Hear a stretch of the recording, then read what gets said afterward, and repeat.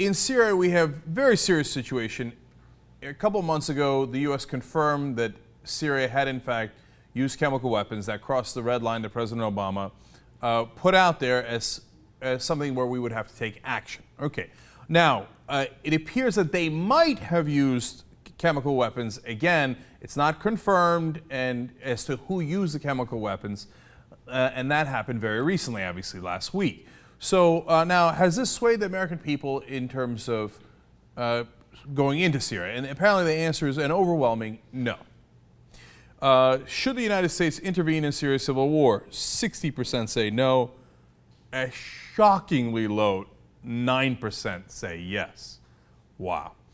They say, all right. Now, if Syrian President Bashar al-Assad's forces used chemical weapons to attack civilians, well, then what do you say then? 25% support U.S. intervention and 46% oppose it. Yeah, you use chemical weapons, so what? We still don't want to go. Those are incredibly low numbers. Now, how about Obama's decision to send arms to Syrian rebels? I mean, all we're doing is sending arms. We're not sending troops. We're not doing anything else. This is like the lowest we can do. And by the way, we haven't even done that yet. Well, 27% supported, 47% opposed. They are against this, man. And the American people do not want to intervene. Look, I'm split on it. I'm very, very split on it. And I might lean, you know, it depends on the situation. It depends on if things are proven. I might lean towards using air power, okay? Now, but obviously, I'm in the minority here, and you've got to acknowledge that. I mean, look at the next one. How about doing anything more than what President Obama has already promised in terms of intervention? Only 11% said Obama should do more than sending arms to rebels, and 89% said Obama should not help the rebels. Those are overwhelming numbers. Okay, so no matter what I think, it's clear where the American people stand.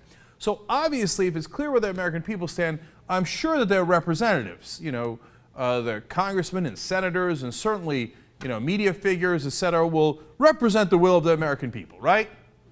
Or instead, this could happen over the weekend with almost all of the pundits.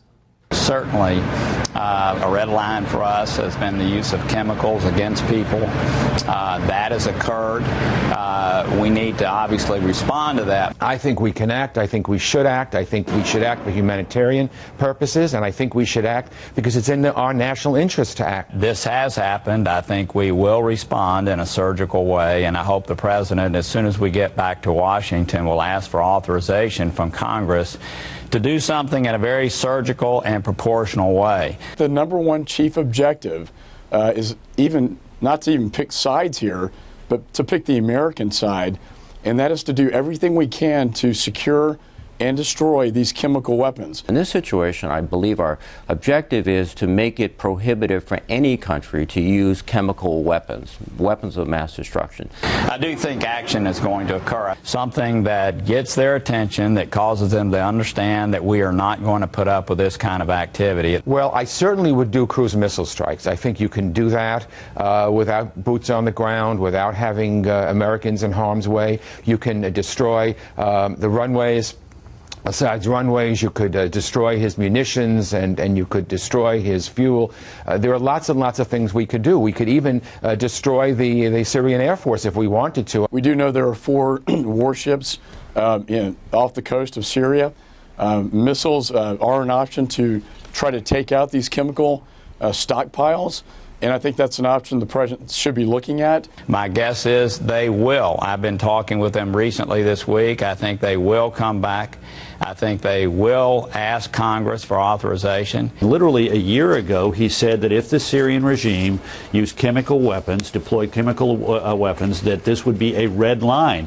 And ironically enough, on the anniversary of his remark, they apparently used chemical weapons for apparently the second time. So the President is hemmed in by his own actions and his own words. I think it should be surgical, it should be proportional, it should be in response to what's happened with the chemicals. And the number one chief objective should be to secure and destroy these chemical weapons.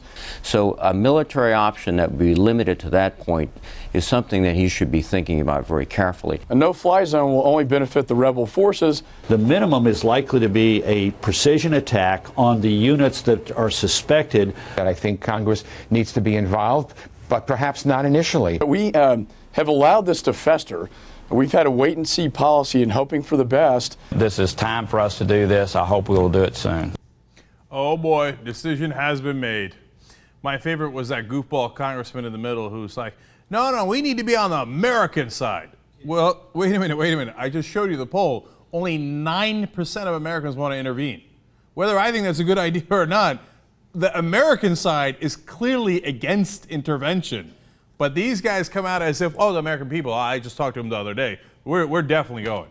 Look, man, the powers that be, and I don't know what they are in this case, is probably a combination of obviously the military-industrial complex, but other factors that go into this, have made a decision, and they have unleashed their dogs. Over the weekend, this was an onslaught. You just saw some of it right there. We're going to Syria. This is not an accident. Those are not coincidental. That is a talking point. The memo has been handed out to the pundits, the commentators, the media, the politicians, and it's not like they just hand everybody in the media or every politician the same talking point, but people that are on certain email chains, etc., that, Fox News certainly in favor of Karl Rove, in favor of whatever defense contractors want to do, those congressmen and senators you just saw, obviously, and sometimes they're literally on an email chain where they get notes saying, okay, this is the decision that we've made, and they'll, of course, use some code words. We've decided that it is in the best interest of the American people to be on the American side of using our weapons to go after Syria. But look, remember, for whatever reason, that decision had not been made prior to this.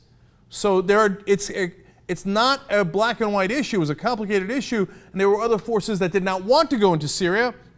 And we took so long going into Syria, partly because they have no oil. Because if the oil companies join with the military-industrial complex, we go in immediately, right? So this is more complicated, but apparently they have reached a conclusion. And the conclusion is, whether you like it or not, we're going to Syria.